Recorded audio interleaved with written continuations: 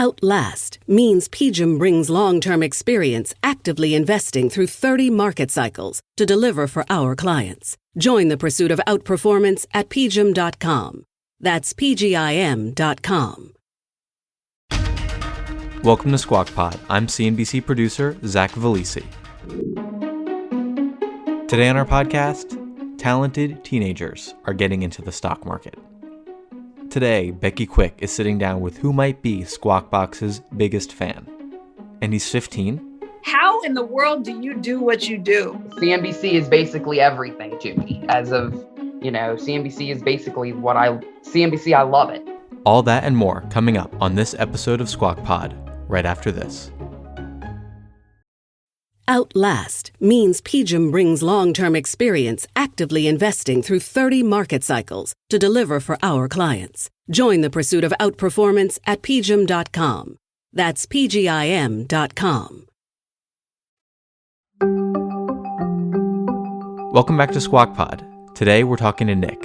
He's a high school freshman who runs the Twitter account, News by Nick. Mixed bag on Wall Street today with the Dow closing down 223 points at 28,430. NASDAQ closed up with another record close up 79 points at 11,775. S&P 500 closed down. You can watch Nick go through the rundown of the day's latest stories, live from his bedroom, in a giant desk chair, wearing a shirt with a jack-o'-lantern on it, but like he's a CNBC newscaster. Nick posts regularly on this account with the latest news from the stock market and everything going on in the business world. He features a quote from Warren Buffett on his profile, but the most impressive thing, he's amassed over 1,600 followers and even attracted the attention of her very own Becky Quick. Here's Becky now. Hello. Hey, Nick, how are you? Good, how are you? Good. Thanks for taking the time to do this. It is my pleasure. So, did you just finish school? Yeah.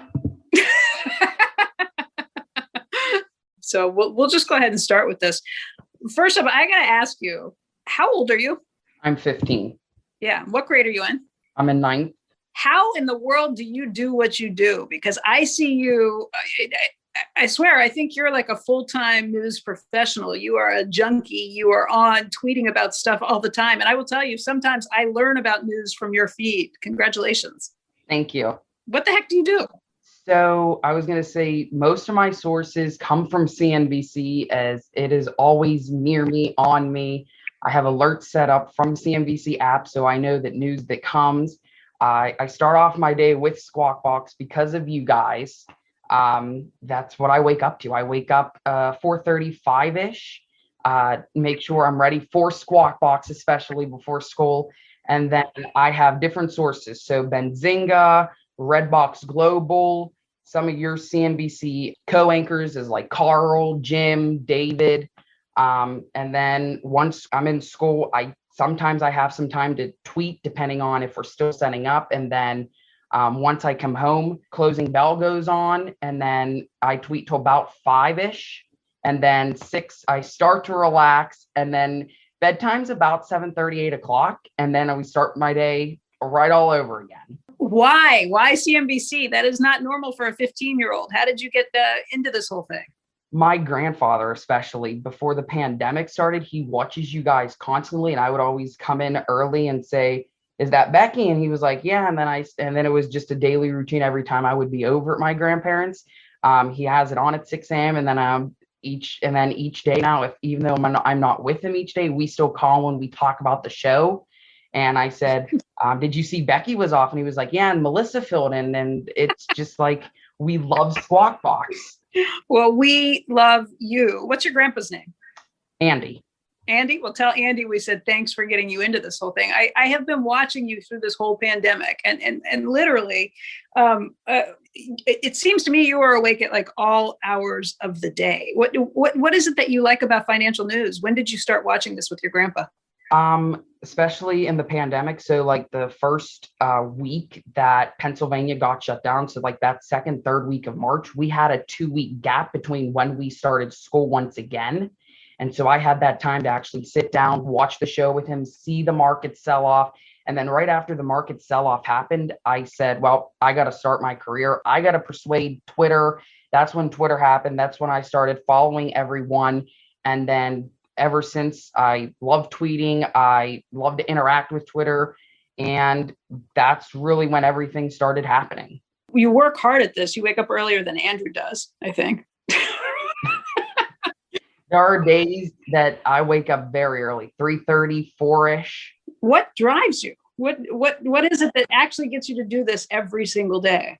I find it interesting in reporting for stories that automatically change after some time. So Bitcoin, I like whenever Elon's tweeting, that's always news to hurry up and put out, and different things. So, for example, whenever we had the market sell-off, he sat me down, explained it to me live on air, and it was like, oh my gosh, what is happening?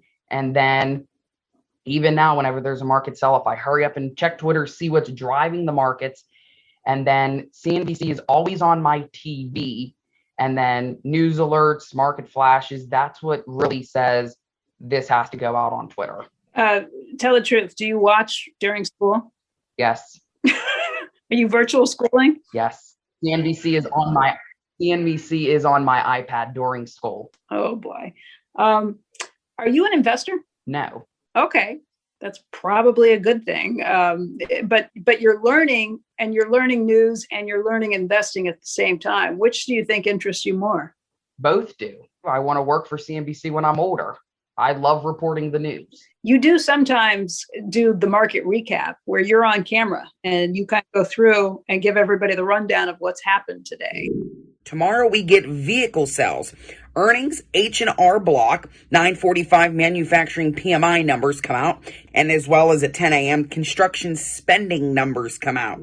How'd you get into that? How'd you start that up? So I started that I love the videos much better because CNBC always has those market recaps, and then I pull info from there and try and tie that into my video. And I always thought it would be interesting to do videos. And then once the one video that you shared, it blew up, I said, well, I got to continue this. And that has been just a daily trend.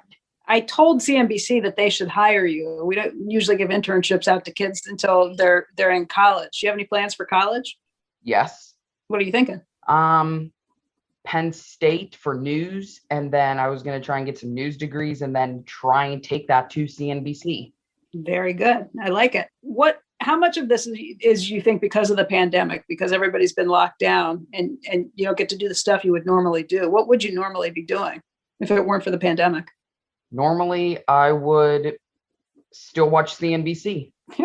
As CNBC is basically everything to me as of, CNBC is basically CNBC, I love it.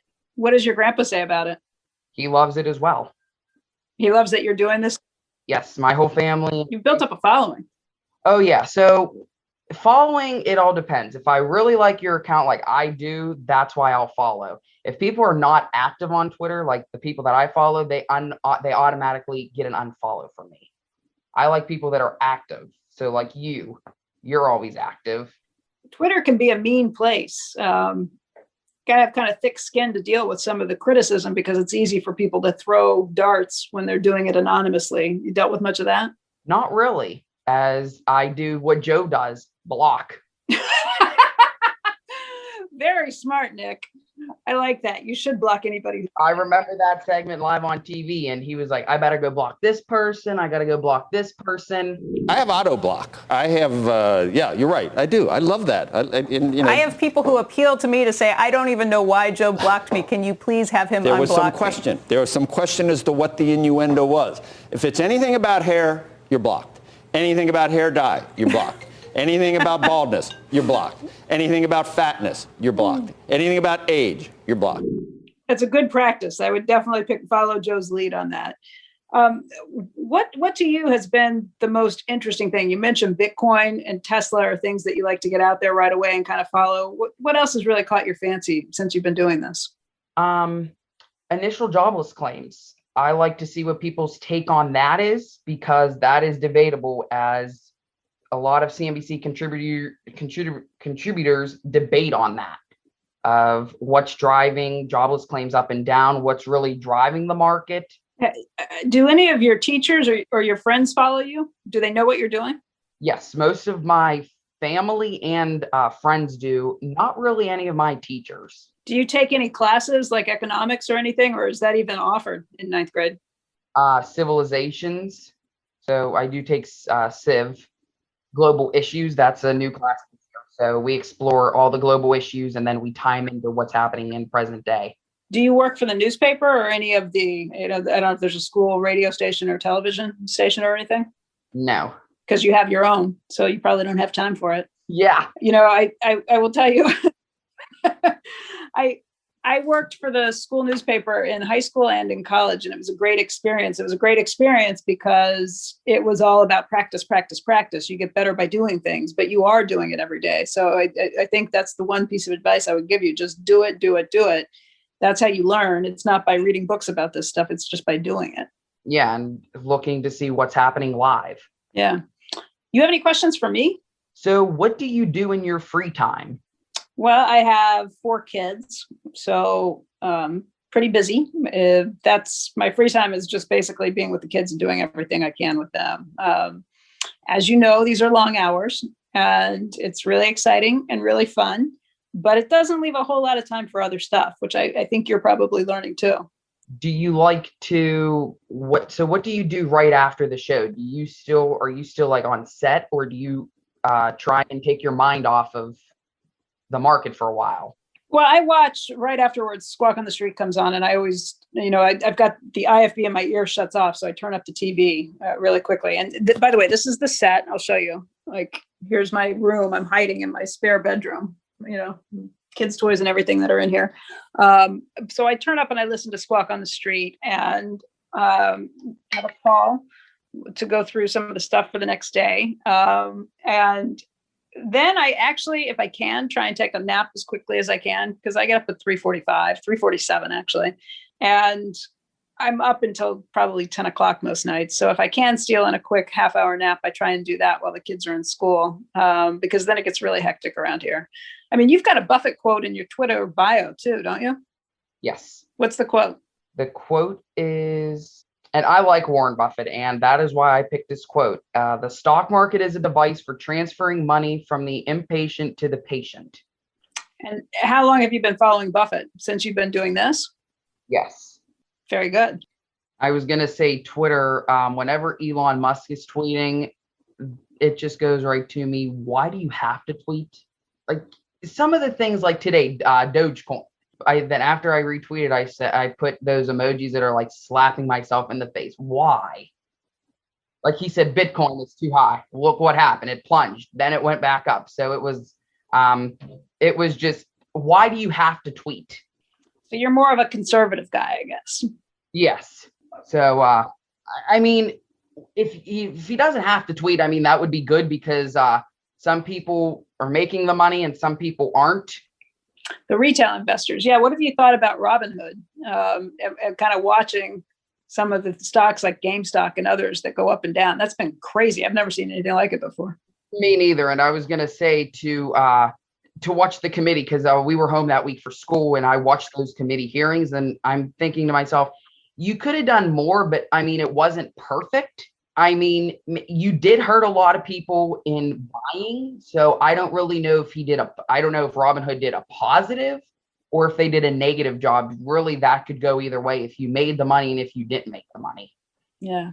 Well, I have to tell you, I am impressed at how hard you work at this, how often you are on and how often you're on top of things. I am blown away. You've caught my attention and the attention of a whole lot of other people.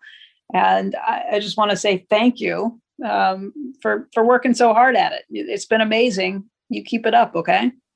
I surely will. And again, Squawk Box is the start of my morning. Worldwide Exchange and then automatically Squawk Box. All right, 6 a.m. Hopefully Squawk Box is on the TV, and it usually is because CNBC, I actually have CNBC on all night as I go to bed with Shark Tank on. And then I know 6 a.m. if I'm not up by 6 a.m., which is rarely, and I hear Joe's voice at the beginning, I'm like, oh dear, it's 6 a.m. I got to get up. Nick, keep it up and we will check in with you. But thank you for taking time with the Squawk podcast today. We appreciate it. No, thank you for this opportunity. Okay. You take care, Nick. We'll talk to you soon, okay? Talk to you soon. See ya. Bye. Yeah. CNBC's Workforce Executive Council is a premier group of C-suite human resources executives from leading companies across the country. It offers a members-only portal and chat, plus exclusive industry content, with access to breaking news calls and digital networking experiences. The network and resources HR leaders need now. Apply to the Workforce Executive Council at cnbccouncils.com/WEC. One last time, you can find Nick's videos on Twitter at live_news_Nick. And that's the podcast for today and for the week. I hope everyone is having a great holiday. Squawk Box is hosted by Joe Kernan, Becky Quick, and Andrew Ross Sorkin. Tune in weekday mornings on CNBC at 6 Eastern. Subscribe to and share Squawk Pod if you like what you hear. Please leave us a review or a rating on Apple Podcasts. That helps other listeners find Squawk Pod. We'll meet you back here on Monday. Have a good weekend. Outlast means PGIM brings long-term experience actively investing through 30 market cycles to deliver for our clients. Join the pursuit of outperformance at PGIM.com. That's PGIM.com.